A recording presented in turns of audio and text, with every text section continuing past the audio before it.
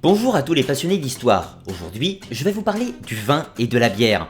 L'histoire de l'alcool est intimement liée aux civilisations humaines, c'est parfois même l'un de ses éléments centraux. Mais nous allons tenter d'éclaircir un petit peu tout ça, parler histoire, éléments religieux et également mythologie, afin de découvrir l'origine et toutes les subtilités de l'histoire du pain liquide, la bière, et du sang de la vigne, le vin bien entendu.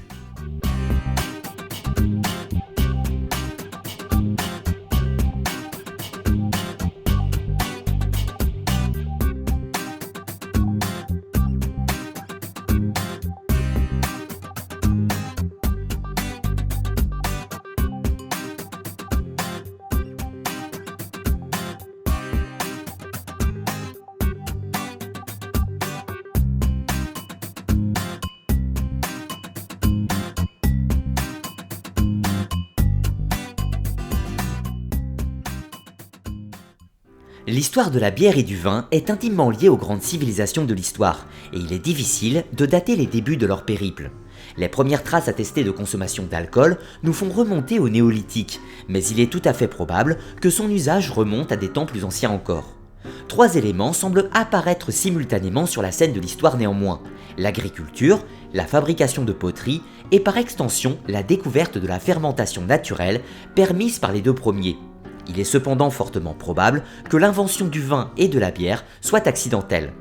Rapidement, les effets psychotropes provoqués par les boissons de ces breuvages alcoolisés va leur donner un caractère sacré et mystique, considéré dans les temps anciens comme une puissance magique.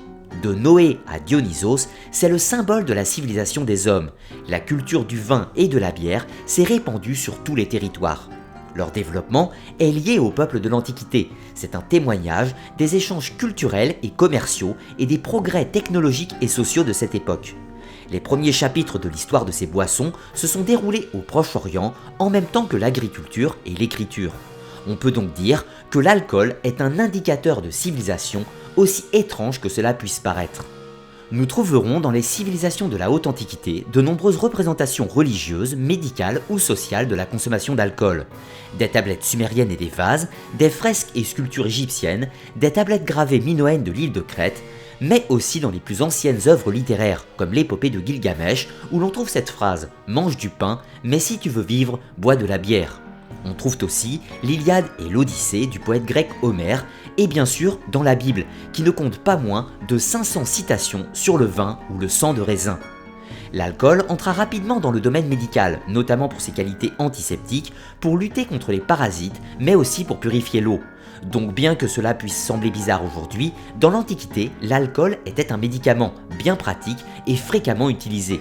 Dans l'Antiquité, l'usage et les coutumes du vin et de la bière étaient un indicateur de civilisation. C'est ainsi que pour les Grecs et les Romains du monde antique, les peuples thraces, celtes et germains étaient des peuples barbares incapables de réguler leur soif et leur comportement frénétique renvoyé aux satyres de la mythologie. Il existe de nos jours un nombre incalculable d'alcools, en passant par les spiritueux, la vodka, le whisky, le cognac et j'en passe encore. Mais aujourd'hui, je vais me concentrer pour vous parler des deux plus connus, et surtout ceux qui sont intimement liés au début de la civilisation, à savoir la bière et le vin.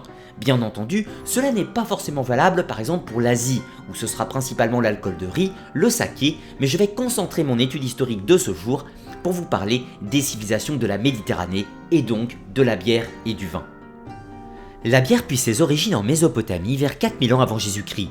Les anciens Sumériens plaçaient des galettes de pain d'orge dans des amphores avec de l'eau et laissaient fermenter au soleil, ce qui donnait le breuvage enivrant appelé le pain liquide.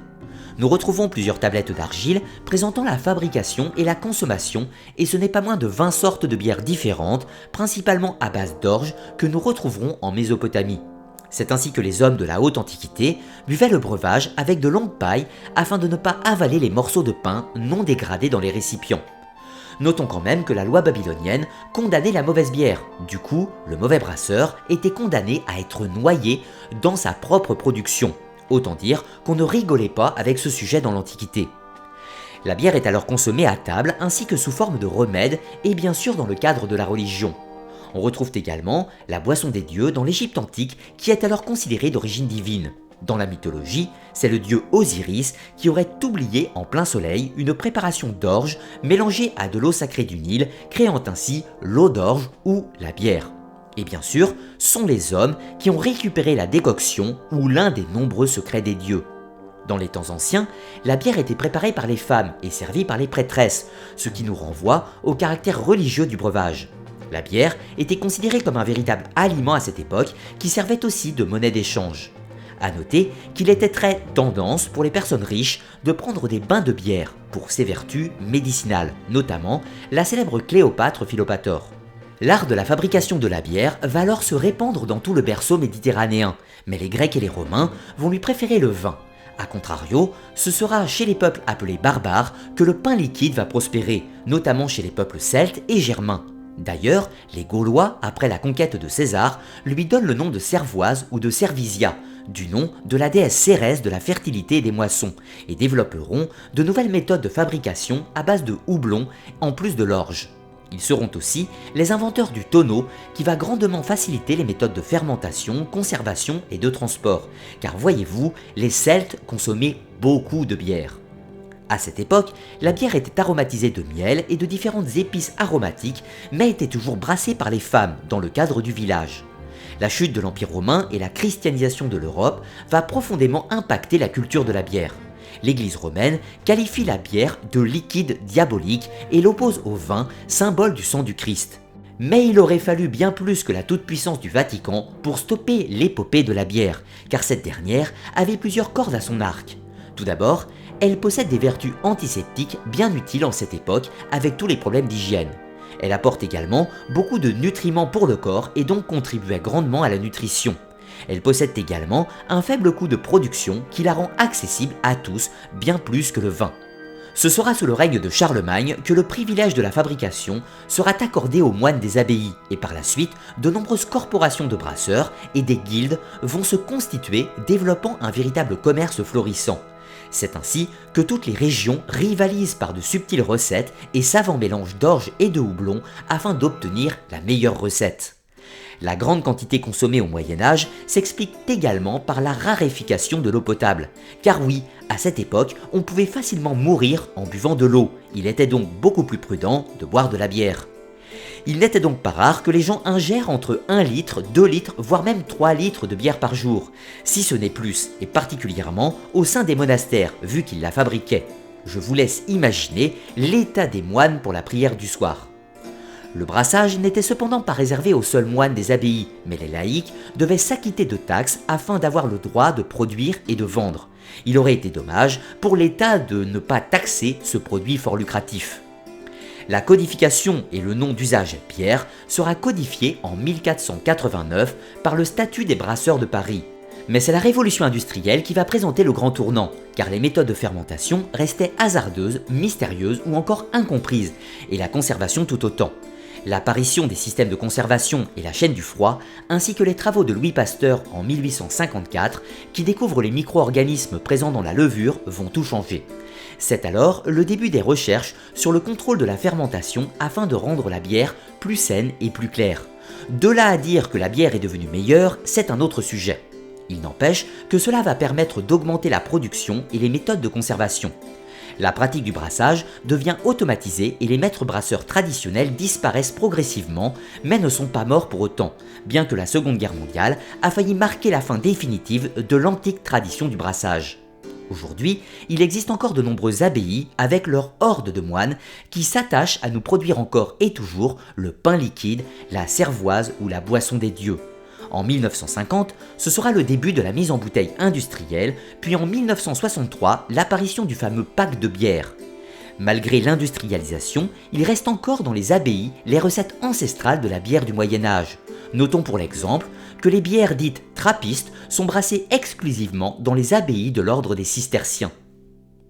Aujourd'hui, la bière se décline sous tout un tas de formes différentes, mais on ne se mentira pas, il est évident que les bières artisanales restent fondamentalement meilleures que les bières industrielles. De nombreux pays se battent d'ailleurs pour devenir le pays de la bière. Même si ce titre revient à la Belgique de nos jours, ce pays est fortement concurrencé à la fois par la France, l'Angleterre et même l'Allemagne. C'est une véritable guerre politique tout aussi forte que la religion. qui possède la meilleure bière. Mais intéressons-nous maintenant à son grand concurrent, le vin, qui a une histoire tout aussi ancienne et tout aussi fascinante.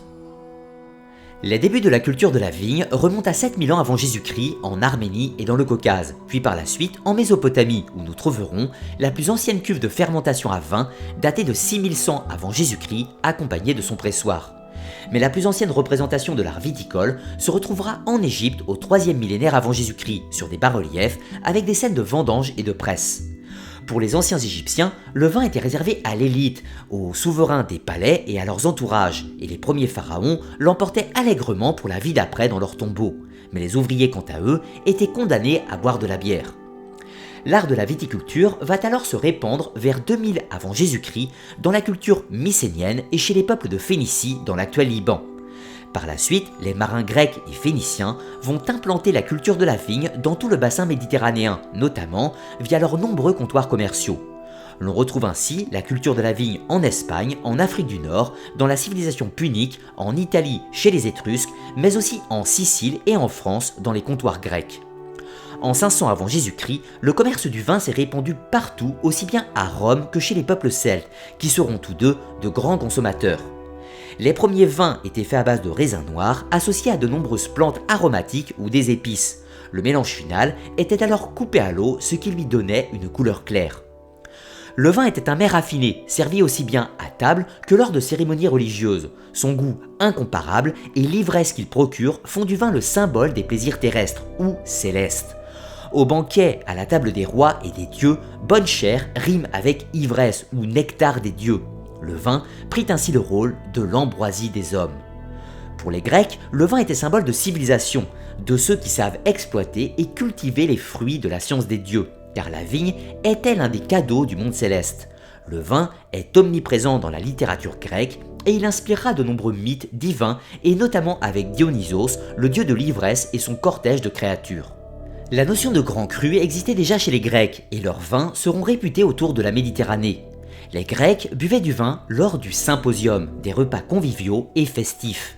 Source de plaisir, le vin est aussi un poison mortel qu'il convient de doser, de diluer en le mélangeant à de l'eau. Le récipient utilisé à cet effet, le cratère, vase à 2 anses, était l'emblème de la culture du vin chez les Grecs. Voisin des Grecs, en Italie, le peuple étrusque adopte un style de vie semblable à celui du monde hellénique. Elle adopte le goût du vin et des banquets. Les Étrusques développeront leur propre culture viticole dont le produit est exporté par bateau vers la Gaule et l'Espagne. Chez les Étrusques, les femmes sont désormais conviées aux agapes, l'équivalent du symposium des Grecs. Ces dernières étaient invitées en qualité d'épouse ou de maîtresse de maison et pouvaient s'adonner librement à la boisson. Chez les Romains, comme chez les Grecs, il existait une hiérarchisation des vins, du simple vinaigre consommé par la plèbe au grand vin millésimé dégusté par l'élite romaine, le monde des patriciens, dans leurs somptueuses villas. Un vin de Falerme mis en amphore en 121 avant Jésus-Christ reste considéré comme le meilleur millésime de l'Antiquité. Les banquets de l'aristocratie romaine rivalisent de luxe tant par la vaisselle précieuse qu'ils utilisent que par la décoration de la pièce où se déroulent les symposiums ou les agapes. Déjà à cette époque, le contenant était aussi important que le contenu. En Gaule, le vin n'apparaît que vers 600 avant Jésus-Christ, apporté par les Phocéens, fondateurs de Marseille. Et par la suite, au IIe siècle avant Jésus-Christ, la Gaule sera le principal client du vin romain, un véritable pain béni pour la ville éternelle, car la Gaule céda à Rome des quantités d'or et d'argent tellement impressionnantes pour satisfaire sa soif. Il était alors importé par des dizaines de milliers d'hectolitres, au vu des restes archéologiques qui nous sont parvenus. Les Gaulois ne commencèrent à produire du vin en abondance qu'après la conquête romaine de Jules César en 52 avant Jésus-Christ. Le goût bien connu des Gaulois pour le vin est souligné par les nombreux textes grecs et romains, et autant dire que les Celtes s'en donnaient à cœur joie, et contrairement aux Romains, les fiers Gaulois le consommaient pur et sans le couper à l'eau. La manière de boire des Gaulois n'avait plus rien à voir avec le symposium des Grecs. Après la chute de l'Empire romain, l'Église chrétienne va maintenir la culture de la vigne et même encourager le commerce du sang de raisin. A noter que comme pour la bière, le vin était considéré comme un aliment courant mais également fortement utilisé dans le cadre du domaine religieux, et ceci aussi bien chez les Égyptiens du temps de Ramsès II, des Grecs de Périclès ou même des chrétiens. Il faudra attendre le Moyen-Âge et plus exactement le Xe siècle pour que la qualité du vin s'améliore drastiquement pour progressivement arriver au breuvage que l'on connaît. C'est notamment dans le Bordelais que la culture du vin va prendre soudainement une toute autre ampleur via le commerce avec l'Angleterre au cours du XIIe siècle. Les viticulteurs rivalisent alors de génie afin de proposer le meilleur produit afin de satisfaire des clients de plus en plus exigeants. Bordeaux va ainsi devenir la première grande capitale du vin et en faire sa principale ressource économique.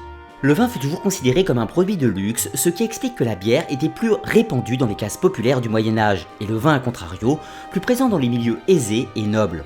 C'est par la suite, avec le développement des grands empires coloniaux, franco-anglais, espagnols et portugais du XVe et XVIe siècle, que la vigne va se répandre sur tous les continents. Les nouveaux colonisateurs vont transporter les plants de vigne européens et les planter sur place afin de produire localement. L'on retrouve alors la première culture viticole en Amérique du Sud au XVIe siècle, en Afrique du Sud au XVIIe siècle et en Amérique du Nord au XVIIe siècle également. La France, le pays de l'art de la vigne, va connaître un grand bouleversement au milieu du XIXe siècle suite à une épidémie de phylloxéra. La culture européenne est décimée et les plants de vigne arrachés. La production française de vin ne sera sauvée que par l'importation de plants américains résistants à l'épidémie. Les cépages français seront donc greffés sur des pieds de vigne américains. Par la suite, la hiérarchisation des vignobles et la séparation des cépages va donner des marques d'excellence au vin que l'on connaît aujourd'hui et donner naissance à l'œnologie, la science de l'étude et la connaissance du vin. Sans vouloir tomber dans le chauvinisme primaire, il faut bien reconnaître que la France est le pays du vin. De nombreux autres pays d'ailleurs nous envient cette richesse culturelle. Elle se décline en France sous de nombreux cépages, de nombreuses appellations et toutes les régions françaises rivalisent d'ingéniosité afin de proposer les meilleurs breuvages. Nous faisons d'ailleurs honneur aux anciennes civilisations, car les Français sont ni plus ni moins que les enfants des Celtes et des Romains, la fameuse civilisation gallo-romaine. Et d'un côté, nous avons pris la frénésie de boissons des Celtes, et d'un autre côté, nous avons pris l'art des agapes de la culture romaine. C'est donc un savant mélange qui a donné la culture du vin française actuelle. Mais malgré tous ces bons côtés, il ne faut pas oublier que l'alcool a également ses défauts, et il est important de souligner que cela ne date pas de notre époque. Parfois considérés comme la boisson des dieux, les différents breuvages alcoolisés seront aussi considérés comme des poisons. Et depuis les temps les plus anciens, de nombreuses civilisations tenteront de réglementer son utilisation. L'on retrouve ainsi la notion de méfait lié à l'abus d'alcool et de nombreuses tentatives de loi pour répondre aux problèmes engendrés par ces excès, et ceci depuis la plus ancienne civilisation de Babylone. Dans l'Égypte antique, il existait des papyrus décrivant les différentes vertus des boissons alcoolisées, mais également des recommandations face aux consommations excessives ou l'état d'ivresse. Chez le peuple des pharaons, les femmes et les enfants avaient l'interdiction d'en consommer, ou seulement en très faible quantité lors de rites religieux ou de fêtes spécifiques. Dans le monde gréco-romain, la consommation lors des fêtes religieuses ou rites de fertilité orgiaques, comme les bacchanales ou les dionysies, était très bien connue et fortement encouragée. Néanmoins, la consommation excessive en société était fort mal vue en raison des excès de violence et de brutalité dus à ses effets. Cela prit de telles proportions que les fêtes de Bacchus et de Dionysos finirent même par être interdites par le Sénat romain. Elles ont bien entendu été maintenues dans la clandestinité. Chez les Grecs qui lui donnaient un caractère divin, les boissons alcoolisées sont également un danger. L'ivresse menaçait les principes fondateurs de la cité athénienne, la loi, l'ordre et la modération qui permettaient aux citoyens de vivre en démocratie. Sa consommation était réglementée sur la voie publique, et elle n'était tolérée que dans les occasions particulières comme dans les Dionysies, les grandes fêtes dédiées au dieu du vin. En privé, le vin était bu au symposium, la fête du boire ensemble, qui réunit les buveurs après les repas, et il se déroule selon des règles précises destinées à contrôler les effets de l'ivresse. Au Moyen-Âge, l'Église encourage la consommation avec modération, ou à faire abstinence tout simplement. L'Église associera l'ivresse comme un vestige du paganisme et la sanctionnera parfois avec sévérité. Mais l'eau n'était pas potable la plupart du temps et cela ne facilita pas la diminution de la consommation au cours du Moyen-Âge. De plus, la bière et le vin devenaient des produits très lucratifs et quand l'argent coule à flot, on n'interdit pas trop. La baisse de consommation n'interviendra qu'au XVIe et XVIIe siècle avec l'arrivée de nouvelles boissons comme le thé et le café. L'eau bouillie devenait potable. Dans les temps anciens, les problèmes liés à la consommation excessive d'alcool tombaient sous le coup de la loi morale. Il faudra attendre le XVIIIe siècle pour que la notion de dépendance et d'abus d'alcool soit considérée comme un problème sanitaire et mental. C'est en 1849 que le médecin suédois Magnus Huss invente le terme d'alcoolisme. car le drame de l'alcool accompagnera l'ère de l'industrialisation. Les classes les plus populaires deviennent de grands consommateurs en raison de la pénibilité des nouveaux métiers, industriels ou dans les mines. Ainsi l'alcool devient un échappatoire pour les populations précaires, parfois même fourni par les industriels sur les chantiers, ce qui provoqua le véritable drame de l'alcoolisme. Il est évident aujourd'hui que la révolution industrielle a apporté de nombreuses choses à l'humanité, néanmoins elle eut également quelques effets néfastes, notamment la globalisation de l'alcoolisme, qui existait bien sûr préalablement, mais qui s'est répandue comme une traînée de poudre avec cette révolution. Il y eut également toutes les maladies psychologiques ou toutes les dépressions qui sont également l'un des effets de la révolution industrielle, le côté répétitif de ces activités et la difficulté bien évidemment physique qu'elle engendre. Mais intéressons-nous maintenant au côté symbolique et religieux, comment les peuples de l'Antiquité jusqu'à aujourd'hui intégraient les boissons des dieux au sein de leurs rites. Du vin de messe aux offrandes païennes en passant par les orgies romaines, le vin ou la bière furent depuis leur domestication les boissons des dieux en raison de leur pouvoir mystérieux. Pour les peuples de l'Antiquité, l'ivresse devient initiatique et permet de rentrer en contact avec le monde divin. On pense alors que ces breuvages auraient des propriétés divinatoires et trouveront naturellement leur place dans les rites religieux grâce à ces étranges pouvoirs. La bière dans l'antique Sumer était l'un des bienfaits du dieu Enki. Le pain liquide était issu des céréales, principale ressource de la vie, et servait donc également d'offrande pour les divinités. Le vin, avec sa ressemblance au sang, le liquide vital, symbole de la vie, fut très rapidement sacralisé. La bière, comme l'agriculture, était disponible pour tous, alors que le vin, quant à lui, était le privilège des divinités ou des puissants de ce monde. C'était le sang de la terre qui permet de s'approprier une part de l'immortalité. Dans le culte ancien d'Osiris, jusqu'à Jésus-Christ en passant par Dionysos et Bacchus, le vin est l'emblème des dieux de la résurrection. La pratique de la libation était naturelle. Le geste consiste à sacrifier une part du liquide avant de le consommer. Soit il était déversé dans la terre pour abreuver les divinités souterraines chtoniennes qui favorisent la fertilité du sol, soit il était brûlé sur l'autel pour accélérer sa montée vers l'Olympe. Les rois et les empereurs servaient le vin dans des services somptueux imitant la table des déités de l'Olympe. Les offrandes de bière et de vin étaient courantes, voire même obligatoires pour toutes les couches de la société. Il fallait étancher la soif des divinités dans les temples mais également dans les nécropoles funéraires. Très rapidement, l'alcool va se revêtir d'un riche patrimoine symbolique. Chaque mythologie va naturellement doter ses dieux d'une boisson sacrée. L'ambroisie des Olympiens, le soma des divinités hindoues ou l'hydromel des dieux scandinaves. Dans la Bible, Noé était considéré comme le premier vigneron. Il est écrit dans la Genèse, Noé planta la vigne et connut l'ivresse. Ainsi, dans l'Ancien Testament, Noé en donne abondamment aux ouvriers chargés de la construction de l'arche. Négativement, l'on pourrait parler de l'histoire de Lot qui sera enivré par la boisson et pratiquera l'inceste avec ses filles. Il existe de nombreuses références bibliques à l'alcool et particulièrement au vin. Suivant les épisodes bibliques, le sang de raisin devient bénéfique ou maléfique, ivresse diabolique ou révélation divine suivant les protagonistes. Pour les Gaulois, la cervoise était consommée lors des fêtes religieuses et offerte aux divinités. Pour un Celte de l'Antiquité, la potion magique de Panoramix, c'était sans nul doute la bière. Les sanctuaires gaulois livrent des milliers d'amphores consommés dans le cadre des rituels. Les libations, accomplies par les prêtres, obéissent au même principe que dans le monde méditerranéen. Dédiés aux divinités souterraines, chtoniennes, les amphores sont déversées dans le sol ou précipitées dans des cavités creusées après avoir été ouvertes. Des centaines de puits ont reçu sur leur fond des dépôts intentionnels d'objets plus ou moins riches contenant des amphores, de la vaisselle, des objets liés à la vie militaire. Il pouvait s'agir de puits funéraires ou bien de puits à offrande, espace de communication entre le monde des vivants et celui des morts. Or l'alcool était l'offrande la plus sacrée. Chez les Grecs, le dieu Dionysos apporte le vin aux hommes. Il parcourt la Méditerranée avec ses acolytes, les satyres et les ménades. De tous les dieux de l'Olympe, c'est le plus humain, celui qui est le plus proche des défauts des hommes. Les orgies rituelles en son honneur entraînent parfois des dérives sanguinaires. Les Dionysies, les fêtes en son honneur, étaient pratiquées dans les villages ou dans les villes. C'étaient des fêtes de fertilité et de résurrection où le vin coulait à flot avant, pendant et après les orgies.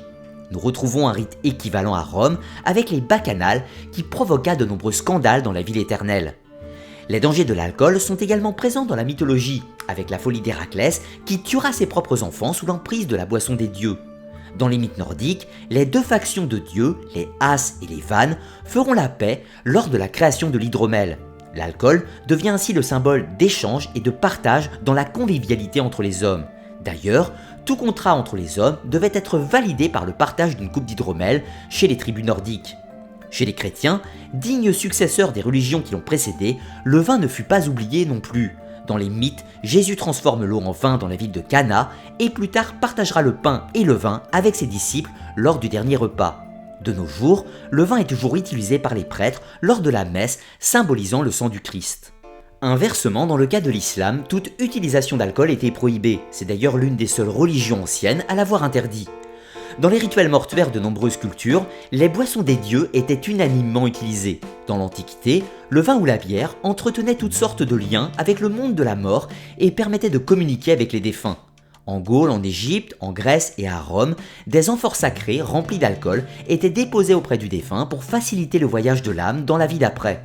La bière et le vin, suivant les cultures et les préférences, étaient consommés lors des rituels funéraires et c'était aussi un moyen de communiquer avec les ancêtres en accomplissant une libation sur la tombe.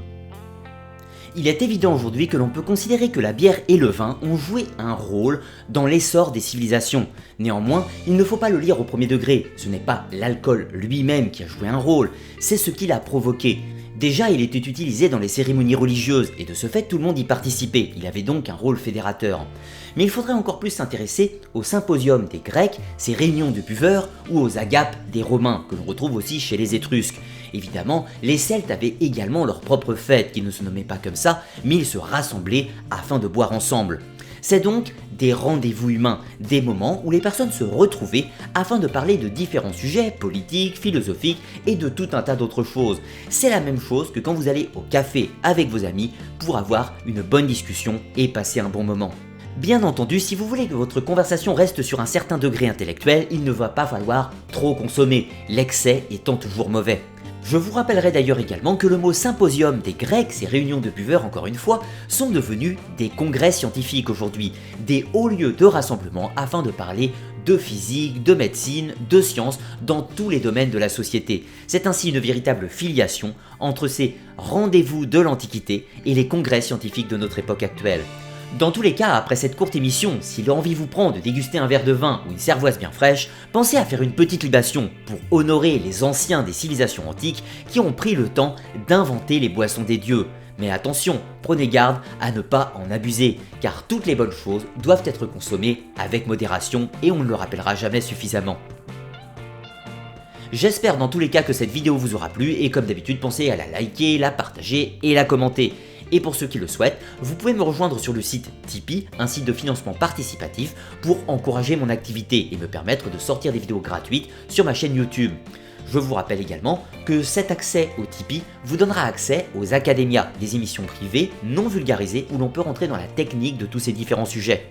Dans tous les cas, je vous dis à très bientôt pour de nouvelles vidéos histoire, archéologie, mythologie et sciences occultes sur la chaîne Arcana. À très bientôt.